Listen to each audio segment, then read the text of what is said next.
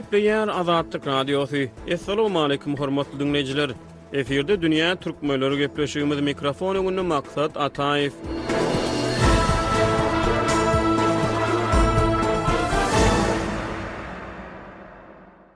Ýewropada ýaşaýan türkmen diasporasynyň wekilleri 21 fevral halkara ene döli günü münasibetli şenbe günü Berlinne edebiýat aşamytyny geçirdi. Germaniýanyň paýtagtyna günörtü Azerbaýjan Medeniýet Merkezinde geçirilen şähere dünýä türkmenleriniň wekilleri, ýazyjy şahylar we beýlekler gatnaşdy. Medeniýet Merkezinde 30 töwere türkmen wekiliniň gatnaşan medeni şäheresi sosial torlar arkaly günü ýaýlymyna hem efire berildi. Çäräniň dowamyna türkmen diline goşuklar okuldy. Türkmen saatları ýanglany. Ýewropada ýaşaýan jemgyýetçilik aktivisti, medeni çäräni gurnoýjylardan Yusuf Kor 23 fevralda Azatlyk Radiosyna beren interwýusynda şeýle çäräni gurnamagyň türkmen diliniň we edebiýatynyň meseleleriniň türkmenleriň arasyna gatnaşyklary we arkalaşyklary ösdürmegine goşmagyny umyt bildirýändigini aýtdy. Pragada ýaşaýan türkmen ýazgysy Hudaýberdi Haly medeni çäräniň dowamyny türkmen diliniň meselelerine bagyşlanyp türli pikir alışmalaryň gurnalaryny aýtdy. Dünýä türkmenleriniň bu sany Ýewropadaky türkmen diasporasynyň wekilleriniň Germaniýanyň paýtagtyny geçiren edebiýat agşamy maradaky söhbetleşigi önükdirilýär. Onuň dowamyny Pragada ýaşaýan türkmen ýazgysy medeniýet çäresiniň ödünne galdyran täsirleri we gelen netijeleri barada gurrun berýär.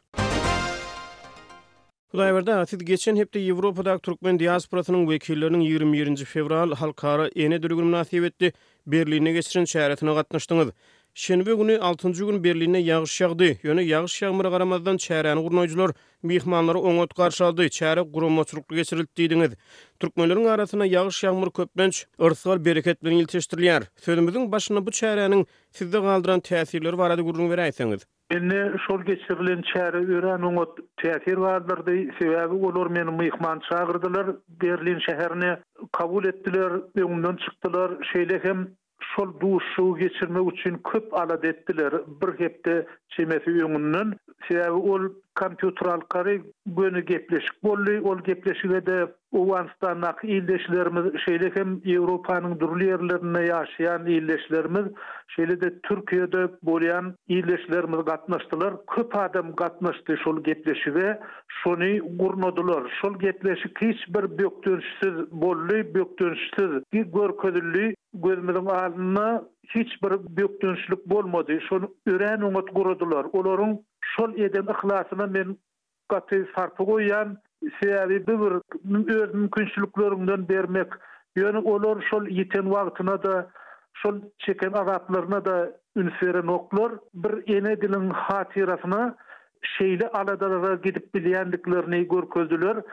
Bu menne şolary bolan bir buýsonjy hem guwonjy ýerdi. Bu medeniýet çäresi bir näçe jähtden ähmiýetli bolup durýar. Birinjilik bilen bu çäre UNESCO-nyň oglan eden halkara ene dili gününe bagyşlanýar. Ikinciden türkmen ýazyjy şahylary, dünýä türkmenleriniň wekilleri bir saçagyň başyna Ýewropanyň ýyry şäherine guramaçylykly çäre geçirip türkmen diliniň meselelerini, türkmen edebiýatynyň meselelerini ara alyp maslahatlaşýarlar. Pikir alışmalary, maslahatlaşmalary geçirýärler. Çäräni gurnoýjylardan jemgyýetçilik aktivisti İran türkmenleriniň wekili Yusuf Kor Azatlyk Radiosyna beren interwýusynda şeýle çäreler bilen hususan daşary ýurt döwletlerinde ýaşaýan türkmenleriň arasyna arkalaşyklaryň we gatnaşyklaryň ýoly goýulmagyna umyt baglaýanlyklaryny aýtdy. Siz daşary ýurt döwletlerinde ýaşaýan türkmenleriň özara guramaçylyk jähtden şeýle çärelere nähili ähmiýet berýäňiz? Eger dogrusyny aýtmaly bolsa, guramaçylyk babatynda türkmenler beýleki milletlerden ýyga alýarlar. Şu geçirilen çärede medeniýet merkezinde geçirildi. Olar bize mümkinçilik döretdiler, ähli şertleri döretdiler. Bizim özümizde şeýle bir aktivlik ýok. Olar bize ýardam berdiler. Olar bizi çagyrdylar. Olar bizim üçin aýratyn bir güni bölüp berdiler. 6-njy gün şenbe günü agşam bölüp berdiler. Şonuň bilen birlikde de Azerbaýjanyň bolan ençeme adam şol duşuğa gatnaşdy hem olar oturup türkmenleri dinlediler. Türkmenleriň aýdýan sözlerine ülserdiler. Munyň ören gowandyrjy edil şolar ýaly guramaçylykly çäre türkmenleriň öz arasyna seýrek bolýar. Ony bir türkmenleri bir aýry ýagdaýlar birleşdirýär. Şol ýagdaýlaryň biri magtymul bolup durýar esasan. Magtymul bilen baglanyşykly türkmenler birleşip bilýärler. ene dili magtumullon soňraky bir iň möhüm meselelerin biri belki de geljekde şu ene diliniň meselesi, ene diliniň zerurlugy daşardaky türkmenleri birleşdirer dip umyt edýän. Meden çäräniň dowamyna türkmen diliniň we türkmen edebiýatynyň meseleleri barada nähili pikir garaýşlar gozgoldy. Siz nähili pikirleri öňe sürdiňiz? Bu ýerde türkmen diliniň meseleleri barada bir uly aýdylan zat ýok. Esasan owan türkmenlerini alyp görsek, olar öz ýagdaýyny aýtdylar. Şoň bilen birlikde Owganistanyny öz ene dilini gorumak üçin alınıp barlayan işler barada aýtdylar. Şoň bilen birlikde Owganistanyna beýle bir şert bolmasa-da türkmen diliniň sözlügi taýýarlanyny ony Rasyk taýýarlady. Rasyk Mazar Şerif şäherinde ýaşaýar hem şol ýerde işleýär. Belli edebiýatçy hem dilçi. Şoň bilen birlikde Owganistanda bir näçe gazetler çykaryldy, ýeňiş gazeti bardy, şo jurnal bardy, şol edilen işler barada aýtdylar. Ýa-da Türkmen sehrada ýaşaýan türkmenler bardy. Türkmen sehradaky türkmenlerim öz ene dilini gorumak üçin bir näçe işleri alyp barýarlar. Şoň bilen birlikde ol ýerde kitaplar çap edilýär. Arap elifbisinde bolan kitaplar hem şol yerli alimlerin, yerli bilermenlerin ýazan kitaplary çap edilýär. Şoň bilen birlikde Türkmen sehrada metbuatan bardy, Sehra gazeti bardy. Şol gazeti esaslandyran Abdurrahman Düýeji bizim gepleşigimize gatnaşdy. Men Abdurrahmany gowy tanıyan, onuň hekaýasy ýa-da bir näçe hekaýasy Edebiýat we Sunat gazetinde çap bolupdy. Şol meniň ýadymda. Yine Abdurrahman Düýeji de İrandaky dil meseleleri barada öz pikirini aýtdy. Şoň bilen birlikde bizim ýerleşlerimiz türkmen dili boýunça gollanma kitaplaryň ýokdugyny aýtdylar. Gollanma kitaplar. İkinciden türkmen diliniň dürs ýazyby barada, orfografiýasy barada kitabyň ýokdugyny aýtdylar. Şolar ýaly mümkinçilikler bolsa, boljakdygyny aýtdylar. Ýöne olar meselem türkmen diliniň meselelerini şeýle işlemeli ýa şu urlara üns bermeli dip takik bir meseleleri orta atmadylar. Elbetde ol gönüden göni dilçilerin, filologlaryň işi bolup durýar. Siz nähili pikir garaýşlary gozgodyňyz? Eger mümkin bolsa dinleýijilerimize şu barada gurrun beräýsäňiz, uday birden. Men esasan edebiýat barada gurrun berdim. Sebebi men öň gepleşenimizde de şeýledi, men türkmen edebiýatynyň ýagdaýy barada gurrun berdim. Şu meselelerin dil meselesinin, onu da türkmen dilinin, onun medeni aýratynlygynyň gaty irki döwürden başlananlygyny aýtdym. Şol edebiýatda şu mesele öňden gozgolupdyr. Meselem soňky açylan ilmi barlyklara göre 17-nji asyryň aýagynda hem 18-nji asyryň başynda ýaşap geçen Nur Muhammed Andalip özüniň oguznamy poemasyna türki dildäki elifbi barada gurrun berýär. Şol elifiň tebigatyny aýdýar. Şonda bar bolan çekimli hem çekimsiz sesler aýdýar. Ondan soň şeýdaý 18-nji asyr şahyry onu da Sayran dillerim diýen goşgy bar. Şol ýa-da Gözel 25 diýen goşgy bar. Şol gadymy türki elifbi barada. Şol elifiň ýok bolmagy türki diliniň belli bir derejede ýetmegine, şonuň arasyna başga sözleriň goşulmagyna, onuň araplaşmagyna hem parslaşmagyna getirdi. Şol felakçyligi bar 18-nji asyrdaky 17-nji asyryň aýagyndaky türkmen edebiýaty aýdyp beripdir. Şol meseleleri gozgapdyr.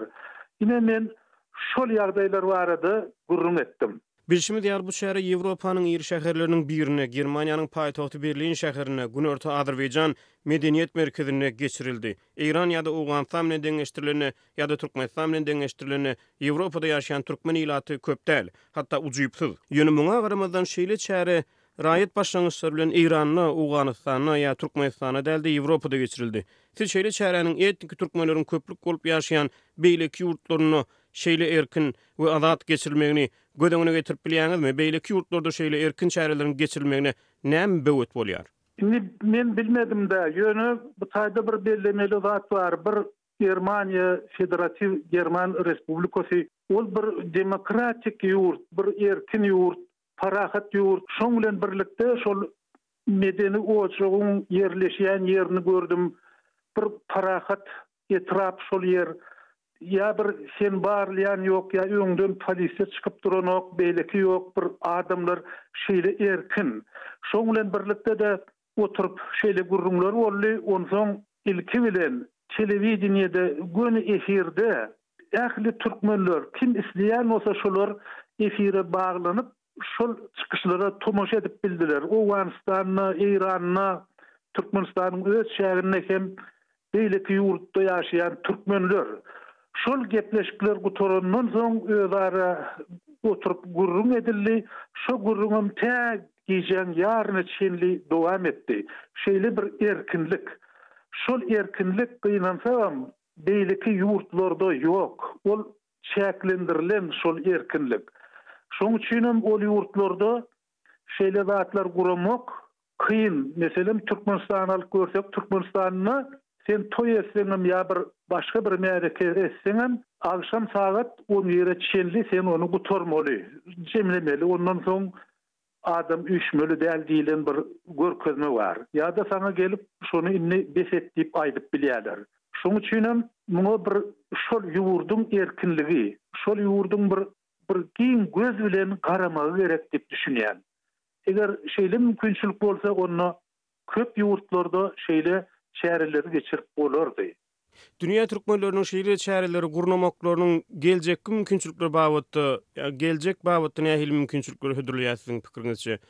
Şeýle şäherleriň geljegini nähili görýäňiz we olaryň dünya türkmenleriniň arasyndaky raýdaşlyk, arkalaşyk, ýani gurnaýjylaryň aýdýaly gatnaşyklary ýygamlaşdyrmakda nähili rol oýnap biler? Bir ýerde iň esasy zat ýaşamak, ýagny öz dirligini saklamak, öz dirligini hem öz aýratynlygyny gorap saklamak, oňa hormat goýmak. Eger de sen öz dirligini saklajak bolsaň, onu sen ene dilini saklamaly, ene dilini goramaly. Şoň bilen birlikde de ene dilin bilen birlikde beýleki dilleri öwrenmeli. Eger de adamda dil bolmasa, ol ösüp bilmeýär, ol kämilleşip bilmeýär. Şonuň üçin bir ören bir möhüm mesele, gaty möhüm mesele. Nähilidir bir çäre tapmaly, nähilidir bir mümkinçilik tapmaly. Öskelýän ýaşlara häzirini biz meselem men 90-njy ýyllaryň ortalaryna daşary ýurda çykmaly boldum. Ortalaryndan soňrak men daşary ýurda çykmaly boldum. Ýöne menen öňürtü bir näçe nesil çykypdy, adamlar çykypdylar. Häzir inni günwatarda ikinci nesil döräp başlady. Bizim nesilimiz ýa garry nesil. İkinci nesil döräp başlady. Diýmek şol ikinci nesile hökman öz dilinde sowat bermek gerek, öz dilini öwretmek gerek, olaryň kimligini ýadyna salyp durmak gerek. Şoň üçin dil ören bir möhüm mesele bolup durýar. Biz öz ene dilimizi özümüz bilen alyp çykdyk. Biz ýurdun öz içinde onu öwrenipdik. Indi bizim çağlarymyza ene dilini bizim ýangadan öwretmegimiz gerek. Ýagny ene dilinäki sapagy ýangadan başlamak gerek. Ine şu zerurluk bizim aldymyzda dur. Şonu biz nähile bolsa amala aşyrmaly. Bir jemgyýetçilik gurumlary bilen bolýarmy, ýa başga neşirler arkal bolýarmy? Garar şol hyzmata biz nesilleriň öňüne hötte gelmeli. Bu daýrda gepleşimde gatnaşyp beren gurrunlygyňyz üçin köp sag boluň. Sizem sag boluň.